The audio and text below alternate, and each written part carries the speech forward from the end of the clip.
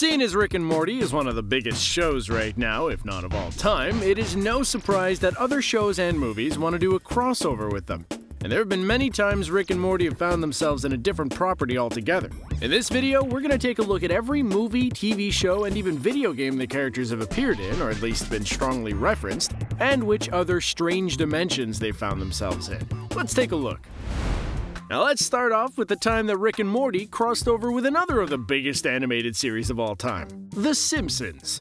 Justin Roiland had a dream come true when he got to do his own version of the famous Simpsons couch gag, and it goes down in typical Rick and Morty fashion. As the Simpsons family take their seats on the couch, Rick and Morty accidentally crash through their house, crushing the Simpsons and leaving them all as a pile of horrifying yellow goo on the floor. Seriously, I hate how they're still looking at you with those dead eyes. Rick and Morty set out to bring the Simpsons back to life, freezing their neighborino Flanders on the way, but again, in true Rick and Morty fashion, they create an even more horrifying Simpsons and Rick hybrid, which are almost as bad as the Cronenberg monsters they created. Seriously, how could you do that? That's America's favorite family right there. No more guest animators, man. Rick and Morty also make a reference to the Simpsons' sister show, Futurama, in the Vat of Acid episode and the Save Point Machine. Another franchise that is undoubtedly an absolute juggernaut in the industry is, of course, the MCU, and so it is no surprise that Rick and Morty made a reference to an adventure in the show. During the episode Total Recall, they cut to a supposed memory of when the family went to see the Hulk musical in concert, with Jerry even picking up some Hulk hands along the way. To be honest, I would love to see a Hulk musical. I bet it'd be a smash hit. I am sorry, that was needlessly cheesy. But seriously though, seeing that he's a friend from work scene from Thor Ragnarok in a musical would be hilarious. He's a friend from work! Also, Rick and Morty poke fun at the Avengers with their very own superhero team, the Vindicators. Seeing as Rick and Morty are always going off to dangerous places during their adventures, they have come across some truly bizarre and creepy aliens and creatures along the way.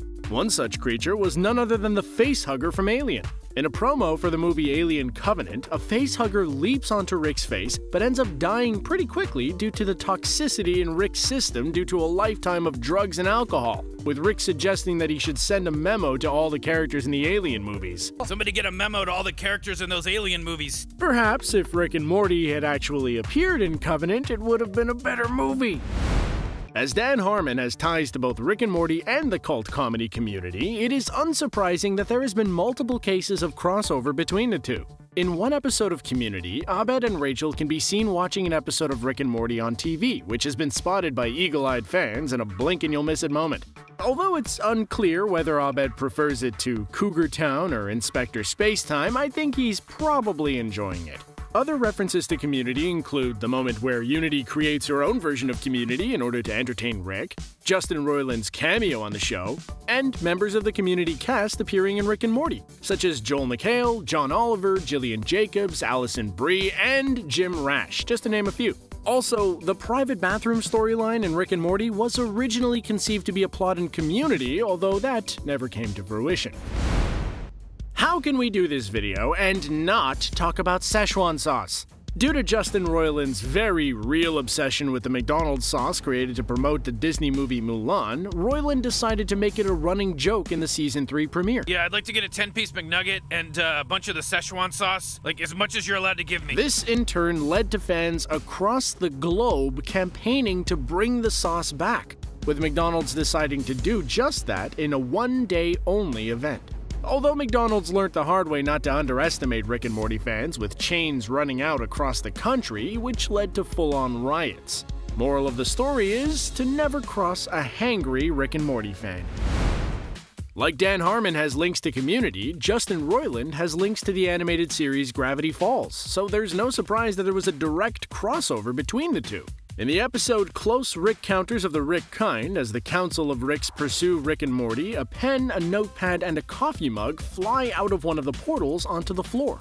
This is a direct link to the Gravity Falls episode Society of the Blind Eye, where those very items get sucked into a similar portal, not to be seen again until that Rick and Morty episode. When it comes to shows Rick and Morty are likely to cross over with, My Little Pony probably isn't one that first comes to mind. But strangely enough, that's exactly what happened, with two ponies who look strikingly similar to both Rick and Morty appearing in the world of My Little Pony. I have to say, they catch the likeness perfectly. Morty's concerned expression, Rick's wild hair, and just their overall demeanor is pretty spot on. Good job, My Little Pony. Good job. The Purge is a franchise that, quite surprisingly, pumps out a lot of content, and because it's such a unique idea, it has unsurprisingly been parodied and referenced by a lot of other franchises. Take Rick and Morty, for example.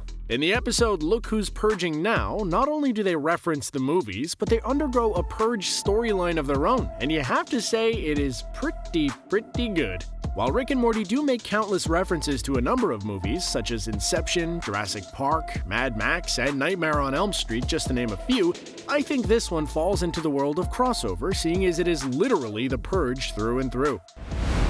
The Simpsons and Futurama obviously aren't the only animated series Rick and Morty references, and in Season 4, Rick and Morty make a direct homage, if that's the right word in the situation, to South Park.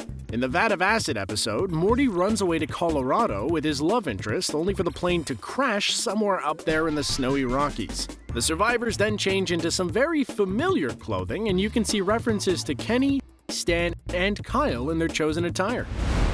Another crossover we couldn't not mention is Rick and Morty's crossover with one of the biggest games of all time, Fortnite. In one of the biggest events on the internet, it was revealed that skins based on Rick and Toxic Rick would be available in the game, which went down like a house on fire with Rick and Morty fans.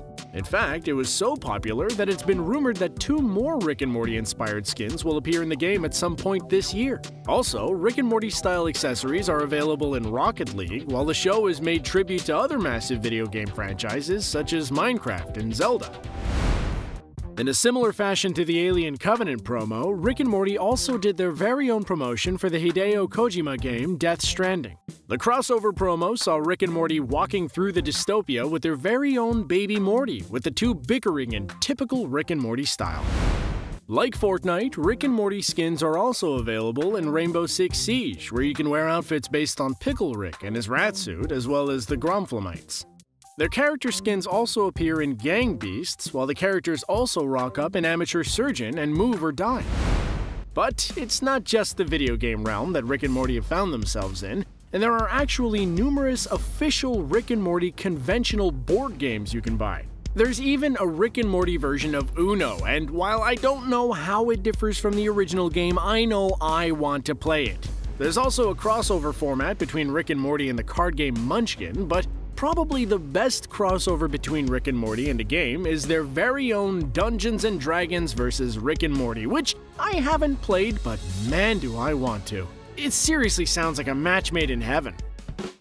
But before we go, how can we not mention Pocket Mortys? You know, the game where you capture and collect a series of different Mortys and battle them in a style just a teensy bit similar to another populated animated series and video game, Pokémon.